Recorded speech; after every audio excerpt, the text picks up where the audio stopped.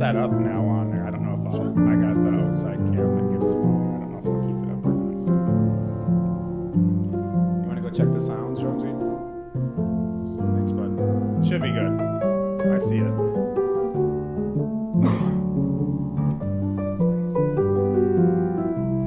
You want a bottle of water? Sure. Yeah. Ollie, will you grab a bottle of water too? Yep. Thanks.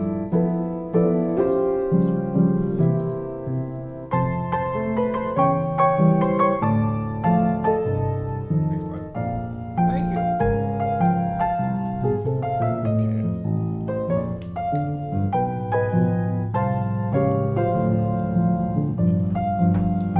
We good, Jones?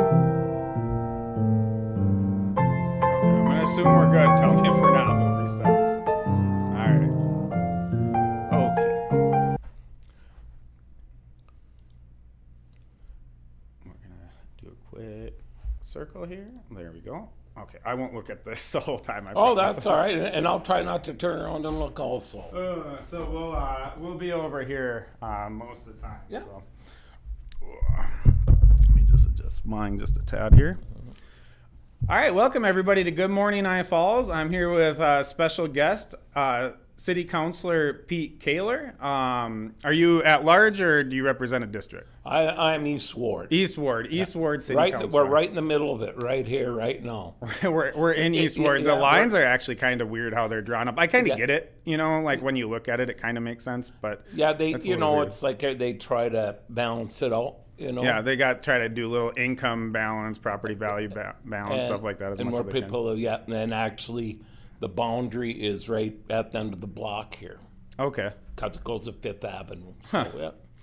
Yeah, I know. I'm in West Ward, and I live over by Old Super One, Tools and more. So, all right. Well, again, thanks for having us. We're going to discuss a few different things. The main thing he's here for is there's going to be a Bandshell open house coming up, and they're going to decide what they're going to do with the Bandshell that is no longer there, and they're going to get some public input about that. So we're going to talk about that a little bit later in the show. We'll clip it if you don't feel like watching the whole show, or timestamp it in the description so you can just hop right on down there. So we're going to start with our normal show. I asked Pete if he'd be willing to do some of the news with me, where we're covering some of the latest community updates and stuff like that, and he gracefully accepted, so thank you very much. And we'll just hop right in it actually to get started, because I didn't realize this when I invited him on the show. I knew he was related, or not related. He was tied to the Elks. I didn't realize he was the Grand Poobah of the Elks. And funnily enough, the good news of the day is that we're going to talk about is actually the Elks. So I'm going to bring them up. And so now you're going to get a lot better news than what I was going to give you about it. Although I did know quite a bit. I was a previous Elks member, but not in good standing. So let's see here. Okay, first, it looks like it's going to be 72 today, a little warmer tomorrow, 77. So more beautiful weather in the Northland, sun rising at 6:11 a.m. So if you were lucky enough to be up that early, I was not. You got a show, I'm sure, minus the smoke. The sunset is at 8:22 p.m. And last night, again, the smoke ruined that sunset for me, but what are you going to do? All right, we're going to go down to the first good news, and here it is. So, the Elks. I'll read this, and then you can maybe tell me a little bit about it, riff about it. The Elks Lodge stands as a testament to the enduring spirit of the community and service. This lodge, part of the Benevolent and Protective Order of the Elks, has been a cornerstone of local philanthropy and camaraderie, and I bet you agree with that, camaraderie, since its inception. I think that's probably most people's favorite part from my experience. And then we got some rich history there, and they have a lot more going on. These are the latest updates from the Elk. They always have something going on. It's not always open to the public, but sometimes they do have stuff open to the public, and if they do, they post it on their Facebook social media page. So you're the Grand Poobah of the Elks. Yeah, first of all, thank you for having me today, and appreciate to talk about the Elks a little bit too, about the Bandshell. In case somebody that's not living in the area watching, actually, it's exalted ruler, but Oh, okay. but you know, Oh, yes. but I'm the one that told you. I'm the one that told you. It's a Somebody grand does poobah. call it a grand poobah, though. Is it the Shriners, we maybe? all call it the grand Oh, okay. poobah, you know. And you have to be our age to really appreciate the Happy Days reference to the Leopard Lodge and the. Do you know what? I actually loved that. Was one of my favorite shows growing up, way before my time. But I watched that at my grandma's every day. I'm still obsessed with Happy Days. Oh, best thing that happened to me now is I got Me TV, you know, and actually I'd be warming up to watch a little Hazel, then a couple episodes of Leave It to Beaver. Okay, I don't know what Hazel is, but I watched a lot of Leave It to Beaver. Hazel's about a maid that, that's another sitcom from there. Like I tell people too, is even to this day, the lessons still carry. So that's why I love them. They're a little. You'd be surprised sometimes when you're watching them. You're like, they got away with that sometimes. Yeah, I love when I see that, like Bewitched, all that stuff. I love it all. It's a little bit newer, but for some reason, I'm addicted to sitcoms, but like a little bit more wholesome ones, less raunchy ones. I like them to be a little edgy, but so not the Grand Poobah. But that's quite all right. I'm the one that, and we call it that all the time. It's all good. Everybody. But the Elks has been in town here since 1936, actually, and I can't tell you how long it's been where it is now. A little history on that. Before that, it was a movie theater. Okay. And that's how, like, where the office is upstairs is like the way it is. Used to be a car dealership, I guess, at one time. Oh, really? It had been like Etzel's or something like that. I don't know. But yeah, we're a community organization here. It's called the Benevolent Protective Order of Elks. And the main three projects most lodge have is youth, the hoop shoot, and because there's a camp you send people to.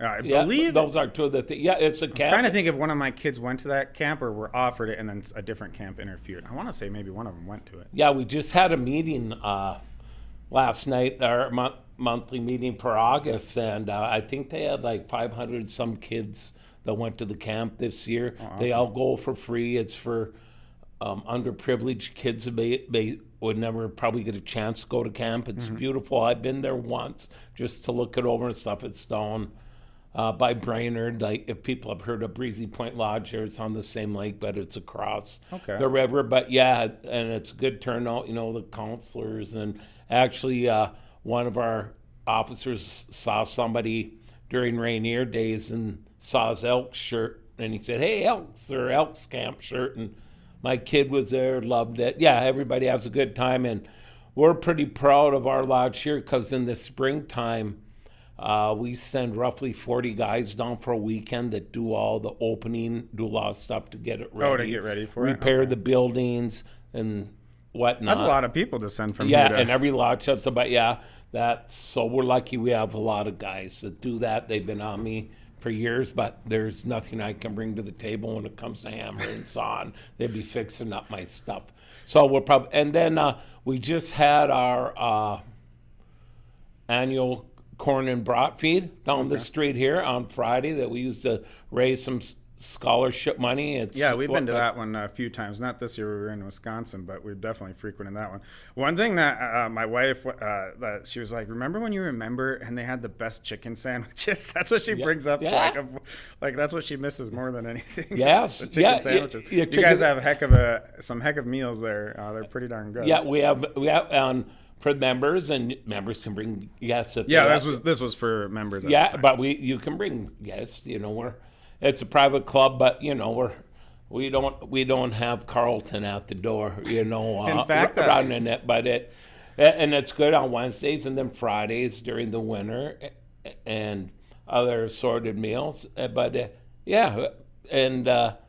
you know, that all goes to help the lodge, which helps us stay open so we can raise money and get money from... well, you guys are thriving, right? Like, well, I don't know your internals, but, like, you can see what's happened around the community, and there's less Masons. Like, there might still exist, you know. There's less the Moose and... Right, yeah, okay. I want to make sure I wasn't saying the same thing twice. And, you know, things like that, and they've kind of gone a little bit by the wayside over time as enthusiasm has waned. But your guys' membership's pretty high, I believe, right? Yeah, we have I think So we're really high number, I at think. 680 some as of last night. It's second largest in the state if you think of that, because there's lodges all over, member wise. Yeah. So yeah, people join, some join, just pay their dues, which is awesome, because that's how we can keep going and we get money. And the part that goes to the nationals, how we get money back when they have internal grants, like for the Thanksgiving dinner, that we put on grants for that. And we usually successful getting grants where we give money to the senior program, meals program, the Okay, Meals yeah. on Wheel.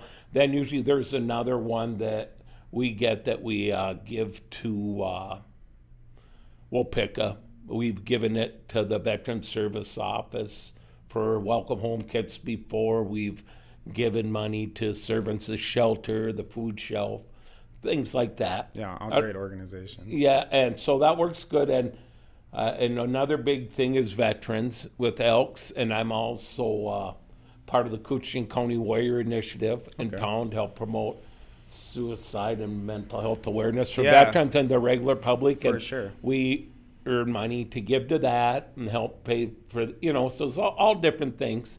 But you're right, we got good members, but, like all lodges, we're above water, but we're Well, yeah, I guess I should say you're like rolling in the no, dough we're 'cause you not. got But we're membership, doing good, and Yeah. And we have excellent. Our secretary Lois Fogelberg does an excellent job because officers go through every year, right? Yeah. Or as you go They up, but reelect. the secretary's always there. You're lucky to have someone there, and Pam Tamides, our treasurer now, and they do a wonderful job, and Lindy Mittler and the bar staff do a good job. So if you're ever thinking of a place to join, Here comes the recruitment method. Yeah, you betcha. You get a hold of an Elk member, and we will get you signed up. Yeah, in fact, I think that's a good way to get started. Is you go like with somebody if you know somebody. I always I don't always, but like if it ever comes up, I always make up some kind of ritual that happened because you get initiated, and so I always make it way worse than it seems like it was going to be. It wasn't like I was in the Army, so thank you for the veteran stuff. I'm a combat vet, and I forget where I was going with that. No, actually, I just had a brain fart like mid sentence. That happens. But it's rituals. Yeah, we tell people certain things you may have to do that you don't, but it's fun. But they It's not. Oh, that's what I was saying. Yeah, it's nothing serious. you go in there, and a lot of people are actually, I can't say too much about it if you're not they Mum's the word. some get moved a little bit, And it was nothing like when I was. That's why I had the brain part when I was in the Army. When I got that's not anything like you do to get your cross and your skull and crossbones ring, but that's right. It's and you have an opportunity to volunteer or not. If you don't, but we encourage everybody to, and even if it's not the Elks, anything. Get involved. Right? Get involved. Yeah. People get involved in town, And I always tell people it, because it does for me, I usually get way more out of it than I give, and I feel lucky and fortunate for the life I've been fortunate to live here all my life like I wanted to. So I like to give some back. And like I tell people with the Elks, I was a member a lot of years before I got involved.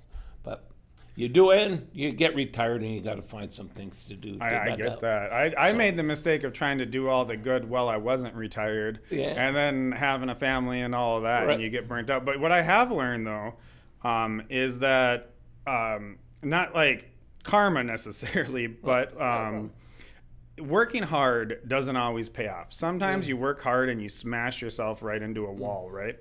But if the more good you do, it doesn't quite work like that. It's like it's more of it leaks out almost, right? And so when you run into the wall, the good's still there, though the hard work might have fallen, to the wayside. And so write that down. That's a lesson for you, son. And so, anyways, so at the end, when you crash into that wall, it's like, are you going to be the guy who worked the hardest or the guy who gave the most back? Because you're going to need somebody to pick you up at some point too. And that's kind of the karma there. And so I actually say I get away with a lot in this community because of a lot of the stuff that I've done in the past. Yeah. And so it's like, oh, this guy's a a-hole. But also, he helped me with this, and this. And and the different thing, like for the people that know, as I retired, I worked for Coochin County Sheriff's Office for 30 plus years as a dispatcher, corrections officer, jail administrator, right? And that's where I got to notice some of the things that go on. Not everybody's as fortunate, but also you get a little, if you go and do different things, and no matter what your profession, like you said, you get a little community equity in the bank. So if you need help or something like that, and I think it pays off. And if everybody does a little bit that they can, not I'm far from perfect and not speak, but if everybody chips in a little bit, I think everything's a better place. But I used to have a little naive when I first started out, thinking only a few people were doing most of the stuff, and because it kind of seems like that. You go to the same place, same 20, 30 people at all the meetings and stuff like that. But what you're not seeing is the volunteers that are putting in the time that they can, like feeding or whatever happens, the event. You're not seeing the coaches, like stuff like that, because these people have a niche, and you're not in that niche, so it's easy to overlook how much people are giving back to the community. But in general, it's a lot. It's not enough because there's always spots open and stuff like that. But we are,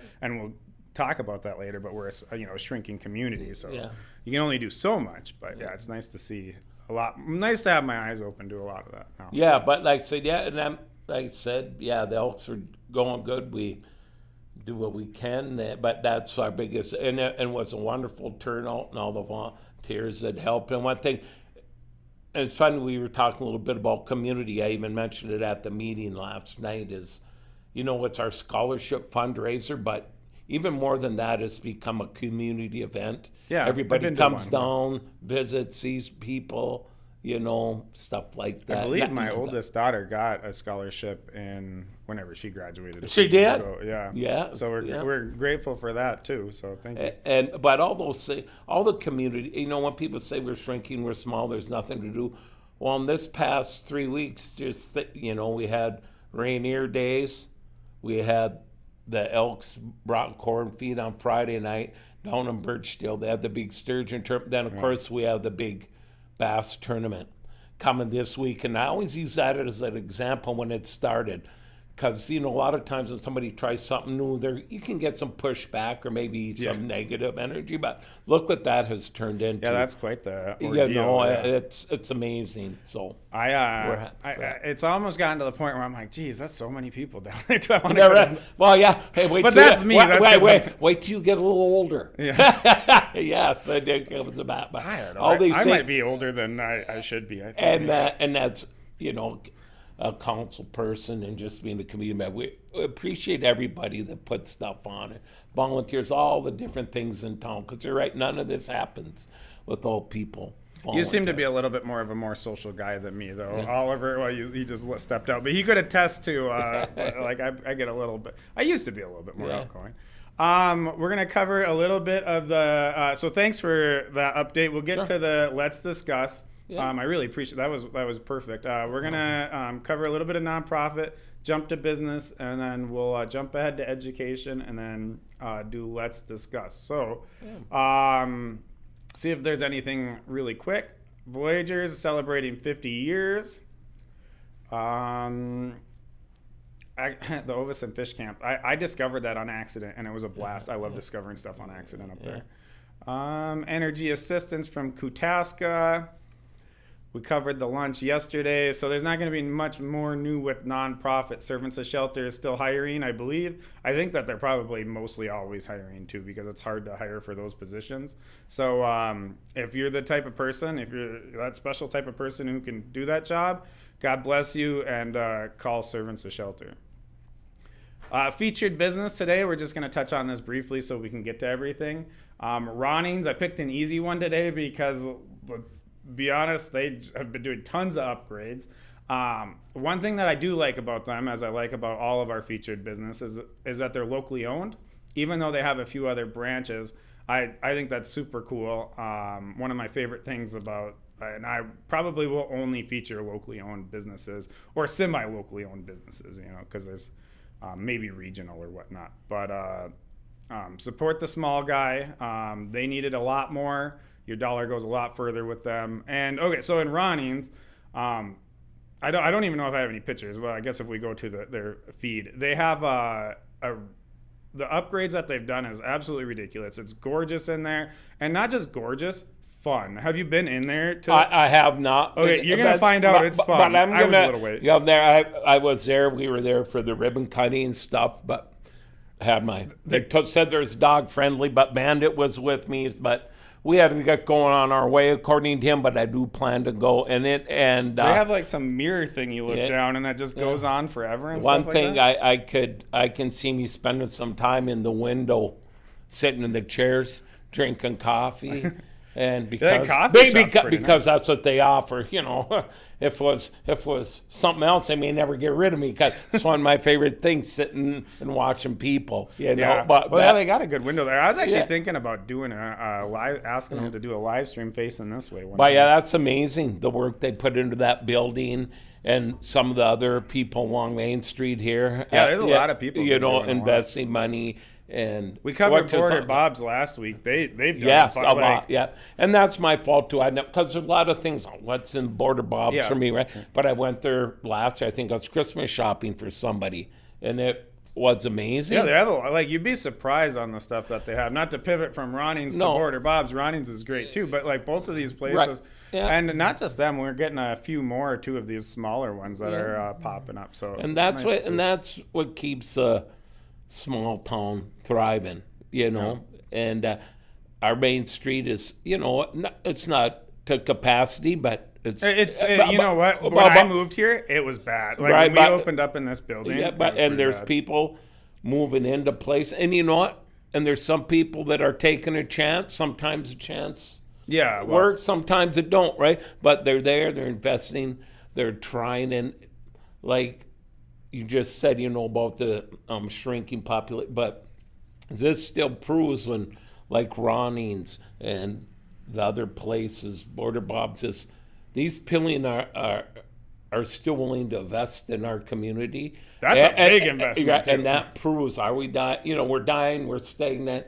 And one thing I tell people is, when you're around and you keep talking about the population shrinking and stuff, but you can still be positive takes on that, especially you never know who might be listening. Yeah. And you're talking, Well, I'm going to be one of the few people who I'm one of the few people who advocate that I'm fine with it being small. All right, we don't need to be, and we've never been really big. Yeah, that's true, but it was definitely bustling, maybe a Bemidji type of vibe, back in the day.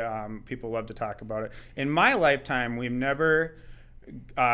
in my lifetime of living here, which is most of my life, it's been 10% decline or more for a population every year, every census. Not every year, sorry. Every census. Yeah, so they lose about 10% more every census, and that's what I've noted. We're over we're right around 6,000-ish, somewhere around there. Yep, just under. So. And they had, and I went with this spring, they had I don't know the official name. I'll call her the population lady from the state of Minnesota. The demographic lady, and it's a lot of things. Even with isn't so much people moving coming, but it's the birth rate not keeping. Right, and we're in older. Birth rate's a kind of its own thing. Yeah. So we're gonna just so we don't run out of time. I'm gonna skip that's what happens. You invited me. That's what. Yeah, no, that's actually really cool. I've been waiting for somebody to come on because people only watch me so much. So this will be great. Right. We'll get all kinds of views from this one, I promise. So the population decline, it actually kind of it's a big part of this discussion that we're going to have. So the Viking just burnt down, right? Which is, I'm not saying anything negative about it. It burnt down, and I don't know that it's going to get rebuilt. What did it use? Ace Hardware. Yep. That burnt down. Not gonna get rebuilt, right? And so it kind of, in my lifetime, there has been very few actual improvements that you can just see. Now, I'm not saying that there hasn't been improvements, because you have infrastructure, you have all kinds of stuff like that, right? Yep. But it seems like you lose a picnic shelter, you lose a basketball court, you lose this, you lose that. And I think when you see the climate of our local community, and especially now at like the city council meetings, you used to have two people go to each city council meeting, the same lady and the same guy every time, and then maybe Laurel was sitting in the audience, right? And then that was it. That's not the case anymore, right? Like you guys are, you want to just hang it up, and so that's not the case anymore, and which can be a good thing, and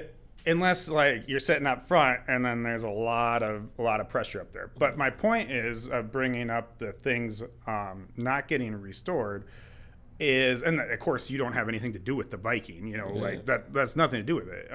But it is like a greater pattern in our community. Like we had the flood preparedness over at Cary Park. Cary Park never recovered from that, right? Like, but it seems like if it was a disaster, that that there would be funds to like rebuild that basketball court and stuff. So the basketball court part, now I might be a little out of time because I used to play there. Yeah, not everything about it. I don't know if like as you know, the parking lot and everything was redone after that. But the park, I don't know for some reason if it couldn't get funds or they got met or what. And one of the reasons that we took out the basketball courts is we want to be able to keep what we have in good shape. Yeah. And that was one. But we definitely played there, and before the flood, it was not bad, right? We played there all the time. The one thing that I think is stupid, this has nothing to do with the city council. What's up with pickleball? Why we got to have so many darn pickleball nets? Well, like, can we keep those guys like to one court? Like, because I live right by the hauler. Yeah, okay. And a couple nights. That's where we go now, like to play basketball. Yeah, and a couple nights a week, they are jam. You know, they're jam packed. They have their league and stuff, and there's always play. But yes, there's a lot of pickleball, and it's just going to be.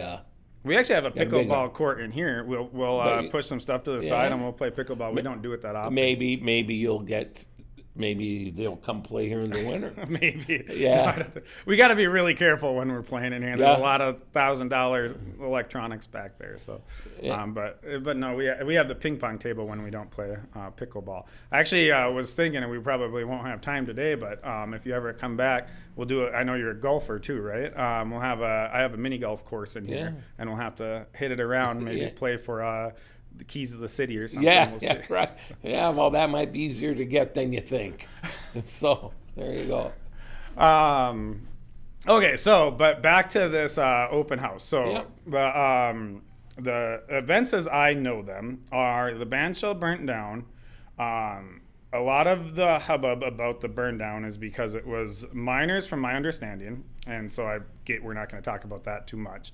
And then so with minors, there's less accountability on a lot of stuff. So people are kind of fired up about that, but that's a whole different issue. That's in the past. So what I think people were afraid of is, now are we going to have nothing? You know, is this going to be the Viking? Is it going to be the basketball court? Is it going to be whatever? I do see on here that I'll scroll to your options. Of course, you're probably going to have a million options presented, and you had to come out with something, right? And three of your options, Bandshell. Somebody must really want some help today. We're gonna have to. This is the first time this has been happening. Maybe we got questions. Yeah. Well, hey.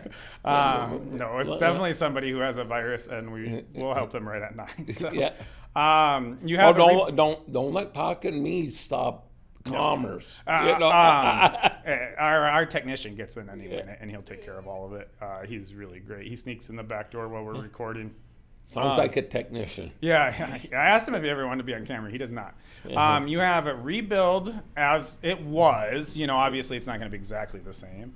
You have build something a little modern. The thing that they put, ugly, but that's not what the whole point of that is. And then No, it's not. and then nothing, right? And then so, which some people might actually want nothing because of the tax climate, and everybody's trying to be like, a lot of the sentiment at the public meetings that I do not attend, but I watch every one of them. They, it's a lot of like, do we even need to spend money? And we just had the big vote, which definitely was a statement for, I couldn't believe it, like the percentage. And so it's really a statement. I believe that possibly this is a reaction to some of this sentiment, which is a good thing. I think that as an elected official, and not just elected official, this is the hard part, because you actually do, I know you're very social and you like generally do engage with the public as much as possible. I don't know that city officials have that same level of engagement. You're decision makers in the city, and I think that's how sometimes we get to a 2,000 or a 1,200. Sorry, I don't want to say it wrong. Over 1,000 to 100-ish, vote is something similar to that. Is not being as aware of like what's going on. I'll give one quick story and then we'll dive a little bit more into this. I had a very important elected official, not a councilor or anything like that, reach out to me and said, and they had a problem with something that I put online, and because it was very critical of the county at this point. And they said, hey, blah, blah, blah, blah. And they were just giving me, they're my friend, so they were being nice to me about it. They weren't coming at me like, fire or anything like that. And I said, it's time, like, I know that these guys like you are very underpaid to be represented by the city, but at some point, it's not just the community complaining, right? Like at some point, it's become a movement. It's got its teeth. It's not, and you don't need to even react to this, but it's not just Ed Bates raising, a bunch of stink, right? It's actually a movement now. So with that, how does that affect like what we're going to do, the open house, the receptiveness to what the community actually wants? Yeah, the open house. And from going back to the ones engaged, all people ever got to do to reach out. Because if you really want to find out about stuff, why we're doing stuff, I mean, we know, we get informed, we have meetings, is reach out, let's say it's the streets, reach out to the public works director or the city administration. If they don't know the answers right there for something, they'll find out and they'll explain the best they can. And kind of like, when it comes to like the election and that, we were limited as a city of what we could put out. Yeah. But anyhow, I just wanted to help answer that one question you asked. The engagement, well, yes, you went through the history, it burned down, and there's, when's it going to get built? It took a long time, right? While we're dealing with insurance companies, and thankfully Tim Anderson, our local representative here, came and explained at a committee of the whole meeting. We understood, and even sometimes when we tell people, it's good to have somebody else bring it up, right? Mm-hmm. But they're still working on that part of it, but we still have people are about, it's $500 and some $1,000 right now. It was $700 some, but to do the engineering, the cleanup and all that takes money. Okay. And we went the whole year, because it was an eyesore, right? It was an old burned out building, and people are wondering why so we decided to take that down before the 4th of July, well then, so there we are. And we got it, we formed a committee in June-ish. It's me, Councilor Wagner, and a couple citizens we contacted to see if they would be interested in me. One was Bob DeGrosse from the park, because they figured, he'd know something about parks. And another one who's engaged is Renee Whitbeck in town. So four of us are the committee, and we have our engineer, and Jim Luchek's been sitting in. But so we get to this point and we're deciding, some of us are looking for something like the middle, what I've heard about, right? From other people, they'd like, sometimes music got something that could be used for more things than just a concert, But then we had people talking to us, speaking of movement, some that want to have the old Bandshell for a lot of everybody has memories, Yeah. right? What they think, what we can use it for. And then when we cleared it, we've had calls. Some, I'm not going to sugar. Yeah, some think, why don't we just save that money? But then we've also had people talk and say they kind of like the green space. Yeah. That's what we see. So we decided, which we would have did anyhow. We would have eventually when we come up with a plan and show somebody this is what we're thinking to do. This is our plan to build. Well, we started thinking, maybe instead of doing that and get to the point and there's a big uproar, right? Or the other councilmen, even though they're following along, don't like it. We said, well, let's get this out of the way is a good way to put it. To begin with, if we really have a real strong note, we want the old Bandshell the way it was. Mm-hmm. Well, that's what we'll do, and that's why we have the survey there. And then, or the other way, all right, that's what we'll do. I don't think, and then I'm sure we'll get some people that will say, let's just keep the green space for whatever reason. They like the green space, or they want to, use the money for other things. Then when we get that all narrowed down, it'll be up to us, the council, to decide what we're going to do, but just give people voice. It's a poll survey. Just give us an idea. Yeah. And for the people that don't notice on the screen, I'll just go out there that it's going to be next Monday, the 25th at 6 o'clock. And we'll be taking written comment until September 2nd. And the meeting is not really, it isn't give your view, it's a discussion and you'll have your chance to fill out what you want and talk to the committee members there. And we'll come to some consensus, hopefully, of the idea. Get the sentiment in general. Yeah, it's hard because not everybody who shows up, like people who are sitting at home might have their own opinion and then they don't show up. So it's like, you can't just always take the heat from the room at face value. And we decided, and that's why we got the survey, put it online, and that's why I was very happy when it was one of the city employees saw it online and said that's why I reached out to you. Yeah, I appreciate it. So people can get we tried to link up before, but it just didn't work out. All right, your schedule, my schedule, that's fine. But so people get the opportunity, and they can even go to the city website and get on there and do it there without going even. So my personal opinion, and this is not how I could care less. I shouldn't say I could care less, but if I were to pick, I would pick a Bandshell-ish thing. Yep. If it was me. I'm a nostalgic guy. When we painted the water tower blue, I guess it's the opposite of nostalgia, but I wanted something fun. When people come to town, they stop at Smokey Bear because it's fun, right? Like, you can't even... My son and I were actually going to sit out there, have a $2 sign by the end of the summer, and just take pictures all day to see how much money we can make. Right. And so that's still our goal to get done by the end of the summer because it's fun. The walleye, we couldn't even take funny pictures on it out at Captogama. We were trying to get some silly ones, but people just kept on coming up, kicking us off of it. So these type of things add character to the community, and sometimes as we get more modern, we lose that character. And even you look around here, everything's kind of vintage, a little bit dingy maybe. Yeah. And that's just because I lean that way, I suppose. So my personal opinion would be that we do something similar to the Bandshell. The way that they have it on here, it looks pretty dang good, actually. So I also one of the beautiful things about the Bandshell is for concerts, you don't need instruments. I mean, you don't need instruments. You don't need speakers. That's kind of how the whole parabolic sound whole situation set up. And they still have a lot of them elsewhere. So if we do end up with something else, I'm not gonna cry about it. I hope we do end up with something.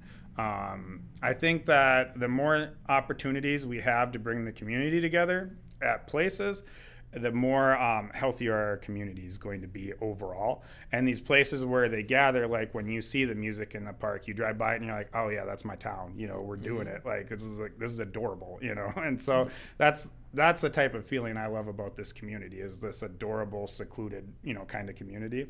And when the more stuff we lose because of population decline, because it burns down, because of this or that, the more of that character we lose, I feel. It's just, it gets a little sadder over time. And you hear a lot of the old timers just tell you about how things used to be, in fact, you can't even sit next to somebody who's 10 years older than you without them telling you what something else used to be, in this town. That's one of my what we favorite do. things. Give me a question. I bet I have an answer for you. I bet you do. Yeah, I got my father-in-law, and we drive around, and he'll be like, "Oh, I did, this." Yes, that's what we do. But I understand that, and like I said, that isn't what we're going to have as the more multi-use. Yeah. Well, that's just obviously that's just an idea of what it could be. But we got, speaking of people to gather, maybe use it more for wedding or stuff like that. So more of a venue. Yeah, more of a venue. But that's why we're having this meeting and see what the consensus is. You're right. We need some. It'd be nice to have something there, and but that's also what happens when there's only so many ways when people talk about cutting taxes. Mm-hmm. There's only so many ways to do it, and things like that are an example if you're worried about your taxes and budgets, or those comes with the technically that shouldn't cost us anything. Well, it shouldn't, but which is fine if that's what we decide to do, mm-hmm. right? But it comes at the trade-off, right? And maybe I'm digressing a little bit from what we're talking about, but we still got some time. There is a trade-off, right? When if you want to cut. There's only one way to cut big numbers, mm-hmm. right? And that's usually employees, right? Those are your biggest numbers, and that's fine. From the school when I was there. We not even necessarily get rid of, but if you don't replace somebody, well, that's all well and dandy until winter comes, and you're wondering why it's taken so long to get your street plowed. So all these things. But if that's what people really want, well, that's depending on who the council is. I'm not necessarily saying it's me or who's there, but that's what you move forward with, and that's what you get. So, but and nobody wants to have taxes raising at a 10% clip either. Yeah, I mean, we understand that. But yes, we do have that is a very nice park. Even the architect that we're working with from our engineer company says we got not many cities have this central city square like we have with the city buildings over there and then the park. Yeah, it's a good location. And speaking about Smoky Bear, there's always people crawling on Smoky Bear in the summertime. And you're right, people are always there with the pavilion we have there now having picnics. And then they can, when they're at Smoky Bear, go right into the museum that's there too. Yeah, because right. It's actually, you'll be surprised. Yeah, and there's another. Yeah, I'm a little faulty at is not going there enough for it all. I say I go there once a year. I probably go there once every 2 years. And that it's amazing, and people love Bronco Nagurski all over the country. You would think that would, to me, I would thought that would be the boring part of the museum, and then you get in there and you're like, oh, this guy is like humongous, and he did all this amazing stuff, and it was actually impressive. Because I'm not, I maybe was earlier in my life, but I'm not a sports fan as much nowadays, and so I was like, okay, we'll sit through the stuff, and then by the time I was a fan, so yeah, and just give a shout. They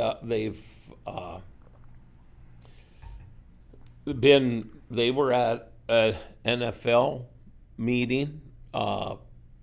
To talk about the Bronco Nagurski, some gathering they had last winter, and I can't remember the official thing, and people are still very impressed with that. So even though we are a small town, it is far. I like how you put it, secluded. I love the 2 hours away from everything. We're That's 2 hours. My kids away. Yeah, we're 2 hours away on our own, but we have a lot of things that a lot of communities don't have that are closer, and that takes everybody that has, like, use the word niche. Everybody has their little niche, which they promote their thing, right? So you end up having a lot of things. Yeah, that's why I've been trying to push so hard on supporting local, and so we can kind of amplify those people who are being creative in our community and putting their efforts and their dreams into it more than some of the bigger guys.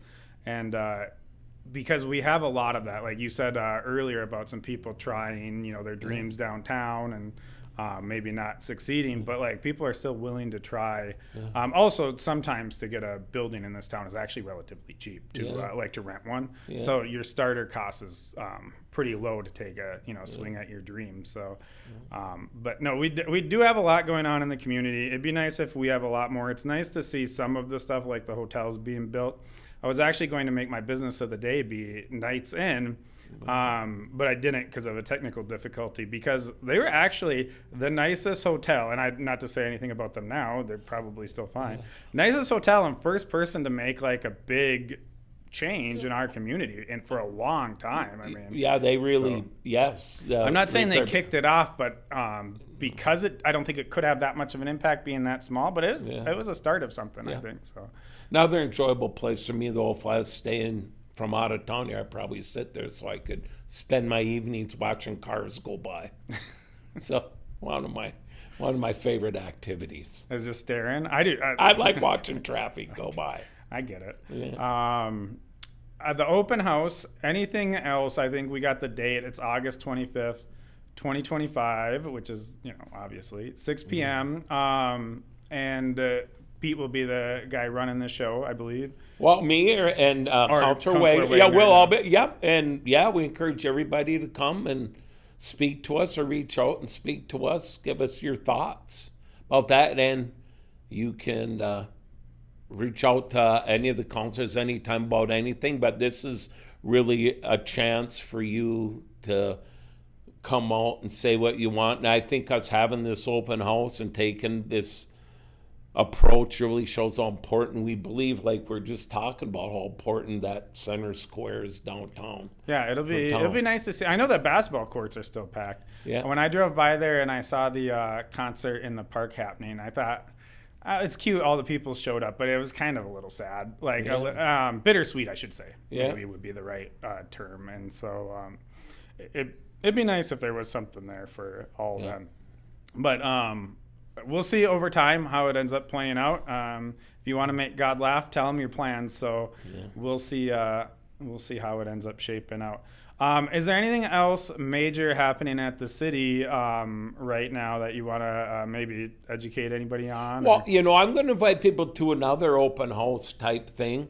Actually, I'm about a year and a half ago, I got part of a group. They contacted me they got some financial help and through Minnesota Extension, University of Minnesota Extension, and did a survey. We did a survey, reached out to people that maybe weren't all the regular people, but people usually don't get involved about what we're talking about here, what the town needs, what are some of the things, and a lot of the same answers, which is fine.